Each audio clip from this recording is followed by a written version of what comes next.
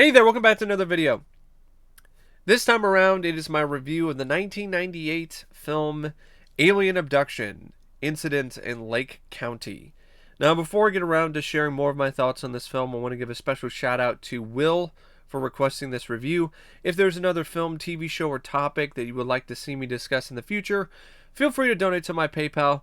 The link will be in the video description down below, and I will try to get to it as soon as I possibly can. Now, this film is, in my opinion, an interesting oddity and a legitimate gem in the found footage genre. And for me, that's saying a lot because I'm not really a big fan of the found footage genre, period. I like a handful of films from the found footage genre, As Above, So Below, The Blair Witch Project, The Tunnel. But other than that, I'm not really a big fan of the genre. I would say this is right along with those films in terms of my ranking in the genre. This film really surprised me. And by the way, the version that I saw was the director's cut from the UK that was only released on VHS. I didn't watch the original television broadcast cut in the US that was aired on UPN. That's the one that's more well known, and that's when things get interesting. Is the version that I saw is an hour and a half, and it's structured differently than the version that aired on UPN. It even has a different ending.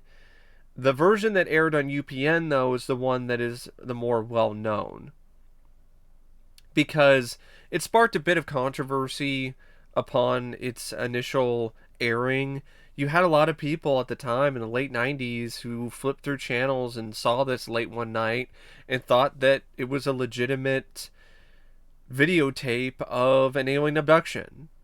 And I could see why some people thought that, but on the other hand, I don't get it because it's clearly a bunch of actors playing roles. It's set up in a way when it comes to the writing that there's no way that this was spontaneous. It was all set up in the same way as a typical feature film with the progression of events and character arcs and everything. So I don't really understand why people fell for it fully, but I do understand why some people fell for it initially, and especially when it comes to younger impressionable audiences. If I saw this in 98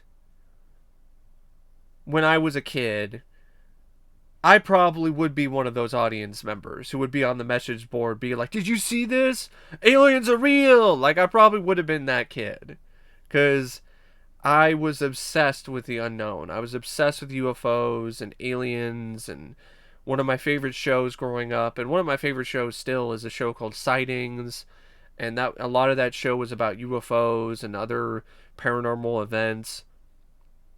I was reading adult level books about mysteries of the unexplained when I was like 5 or 6. I mean, I was, I, no, it's more like 7 or 8, not 5 or 6, but it was still pretty young to be reading adult level books. But yeah, I was really into that kind of stuff, so I easily could have bought into it.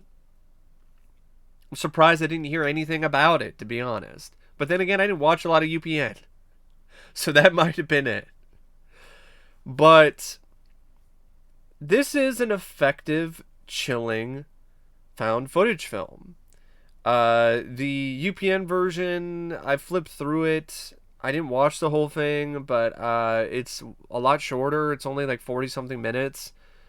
And I don't really like the ending as much. So I would probably say, from what I've seen, I think the director's cut is a better version of this film. And I haven't seen the original McPherson tape, which makes things interesting as well because this is a remake of a film made by the same director, Dean Alioto. He directed the McPherson tape and did that in the late 80s, and then he was offered a deal from UPN to do a remake of it, and he was given a little bit bigger budget. He was given $1.5 million from what I've heard, to do this. And I don't really see $1.5 million on the screen. So I don't know where that source comes from, but it doesn't sound that legitimate to me because this does not look like a $1.5 million production. So the film, if you really want to call it a feature film, because it's barely a movie, like it does have a lot of structure that you would see normally in a feature film in terms of how characters are introduced and how arcs are set up and how things unfold, but it still doesn't really have the production value and the typical setup as a feature film. There's not really a score, for instance. There's not really a lot of cinematic edits or a lot of cinematic camera angles. There's not a lot of variety when it comes to that. But that's the whole point. It's trying to be authentic. It's trying to be as close to an authentic series of random camcorder recordings that are spliced together as it possibly can. And even with that, the director still tries to throw in some different artistic angles now and then and different point of view shots. So it doesn't feel static, despite the fact that a lot of it is very limited in terms of what the camera can do and in terms of the movement, because you can't have certain angles, because if you do it that way, then it doesn't make any sense when it comes to the found footage angle. So there are inherent limitations with found footage that make it difficult to really stand out. And I think for the most part, I think Dean did a pretty dynamic job standing out within those limitations. This is a pretty nice looking film from a found footage perspective, despite how grainy the footage is and so on. I think that just adds to the film's authenticity, and it adds to the film's chill factor, that you have a lot of scenes that are very grainy and blurry, or you have moments where the tape kind of screws up when it gets it, when there's something happening on the screen that involves the aliens or some of their technology. And he also wrote the film in terms of the story. There's a script by Paul Chitlick, but really it was his idea because it's a remake of his film. And I think the script did a pretty good job in terms of showcasing and building up these characters, showing their strengths and their weaknesses, making you sympathize with a fair amount of them. I like the way that the script wrote a lot of the conflict in the film. I thought that was handled really well. These characters, the McPhersons, and the other members of the family who aren't directly a part of the McPherson family but are connected to it because they're married to a member of the family or they're dating someone in the family. All of them felt like genuine, real people.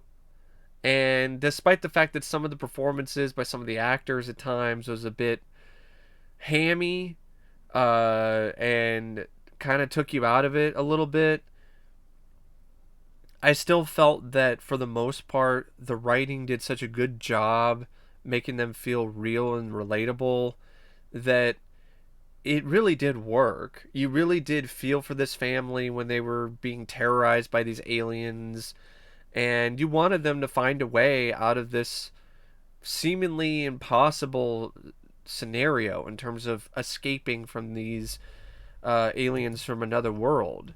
Because the worst thing that they did was they just saw a spacecraft and saw the aliens doing something to a cow, and the aliens saw them, and that was enough for the aliens to start harassing them.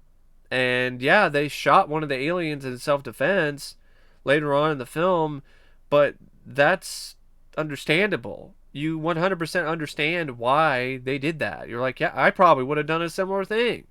Like, I don't know what it's going to do to me. What? It's already done this stuff where it's shut off the power. It's doing all these weird, fucked up things. They have these laser guns that burned my brother's hand. Like, why would I not shoot first and ask questions later? So I totally understand the mindset of these characters. And these aliens, they don't fuck around either. That's something that I also really liked about the film is that, yeah, it's a found footage film where everybody is screwed and everybody dies, but it's fitting. In something like this, it actually works because it makes sense. It makes sense that they're screwed, that the aliens are going to abduct all of them, and that's it. Because why else would we have this tape? So it makes sense that things are set up that way. The the film actually does make these characters somewhat likable and personable and makes them feel real, and as a result it makes what happens genuinely tragic and sad, and it makes the story all the more effective. It makes the moments of suspense all the more intense and nail biting because you want these characters to find a way to escape. You want them to find a way to live through all of this. And that's knowing that ultimately it's pretty hopeless. Like, what are they going to do? Humans against aliens? Like, we don't stand a fucking chance. We don't know what their physiology is. We don't know what their technology is. And they're doing all this stuff where they just send a light into the room and completely incapacitate and kill somebody as a result. I mean, they can control the power even though the electricity has been fried in terms of the fuse box. They can do all these things that are otherworldly. What are we gonna do? Nothing. So I like the fact that the film was like, yeah, they're fucked, but we're still gonna try to give the appearance that there might be hope. There might be a way for them to get out of this, even though there more than likely isn't. And I do feel that having characters that are relatable and strong in terms of their characterization, that have different quirks and different arcs and different moments of emotional resonance, I think that definitely does pay off when it comes to a found footage film, because I see a lot of found footage films where the characters are obnoxious and unlikable, and it just makes it a total slog to sit through because you don't care what happens to them. So if they do die at the end of the film, that's just something that happens way too late. So with something like this, though, you're along for the ride because you just hope against all hope that the McPhersons are gonna find a way out of it. And I felt when it comes to the alien scenes, for a low budget, they did a good job with it, clouding them in smoke and shadow and using the camera to not show them that much and blur things. And I felt that the alien designs were pretty good from what I saw. I felt they were definitely an improvement over what I saw in clips from the original McPherson tape. And I would say this is one of the best alien abduction films that I've seen because it just creeped me out. Like, it really did. And that's what you want out of an alien abduction movie. You want it to make you unsettled and uncomfortable. And yeah, the cast, I think the cast for the most part did a pretty good job.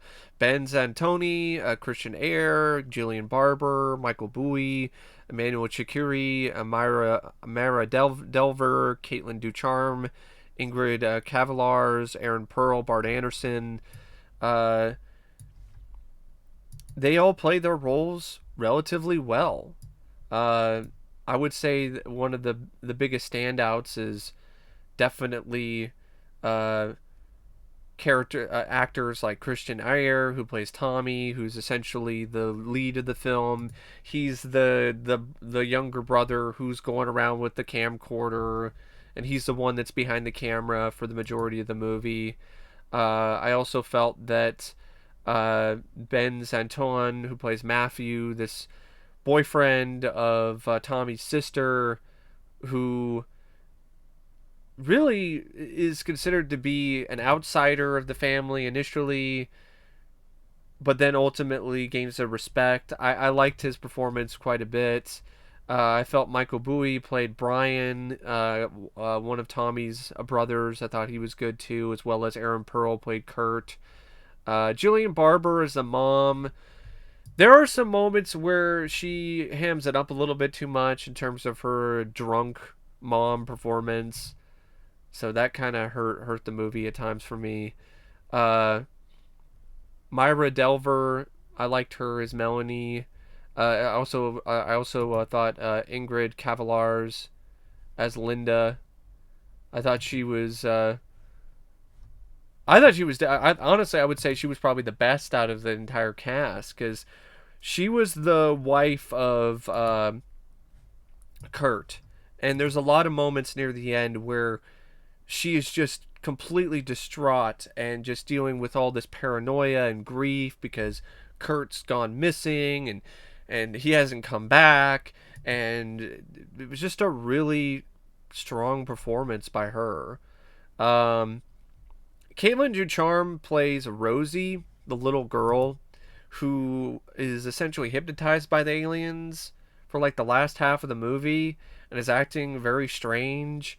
I also want to give that actress credit because for a young actress, for a child actor to be that convincing when it comes to playing this hypnotized child, I thought that was pretty impressive for a child actor to really effectively convey that this kid is not there anymore. That there's just something that else that is controlling this kid. So overall, I thought, yeah, it was a pretty good cast too. Can't really say anything about some of the other aspects of the production because, I mean, it doesn't have a score. The editing, I'm pretty sure, was probably done by Dean Alioto or someone else. The editing is okay. I would say when it comes to the editing, the reason why I say it's okay is because in the director's cut, there's a lot of moments where the momentum is halted and frozen before it starts up again, which does hurt the film's pacing at times because of these interviews that are thrown into the movie with different people, like a fake musician who's talking about his own alien abduction experience, or a supposed UFO expert, or a photography video expert, or a police officer, and in theory the idea is sound and it's not a bad idea to do that, but it just ruins the flow of this found footage film. I don't think it was needed. Maybe that's something that the director's cut has, and maybe that's a part of the original version on UPN that's actually superior because of the fact that you don't have a lot of that going on. But I haven't watched the whole cut. I haven't watched that version in its entirety, so I can't really say that's the case. But from the director's cut, there are these moments where it just the film just stops. It freeze frames, it cuts to black, and then you get these interview segments, or you get random stuff that's spliced in that says "warning." Viewer discretion advised, and I'm like, why are we doing this like multiple times? Stop ruining the flow of this film. It's suspenseful, it's chilling, it's got tense moments, there's all these heated emotions going on with all these characters who are actually believably conveying the fact that they are scared shitless of these aliens that are running around the house or on the roof or somewhere else in the house that they don't know. Like it's It's effective. I don't understand why it had to stop and freeze frame so much. It just, that's one of the few things that I didn't like about the movie, is when it was doing that. And the other technical elements, I mean, cinematography, like, it's not a film that's really going to be relying a lot upon cinematography. It's not going to wow you in that regard. It's not going to blow you away in any of the other technical parts of filmmaking. The visual effects, they're not the best, but it's a low budget. They did what they could. Um, and there's a certain charm to the visual effects, despite the fact that, yeah, a lot of it's just a laser pointer, but it works because of the way that things are shot and the way that things are set up. I felt the spaceship, at least that, looked pretty good. That you saw about, like, I think like 20-30 minutes of the movie essentially started the whole night of terror for the McPhersons, because the Tommy and one of his other brothers, they go down and they see the ship and they see the aliens, and the aliens see them, and the aliens are like, you shouldn't have seen us. We're gonna make it so you don't see anything ever again. So yeah, they saw the aliens. It was a good looking practical spaceship, and then the aliens themselves looked pretty good. I thought they looked like what you would expect a gray or a typical alien to look like.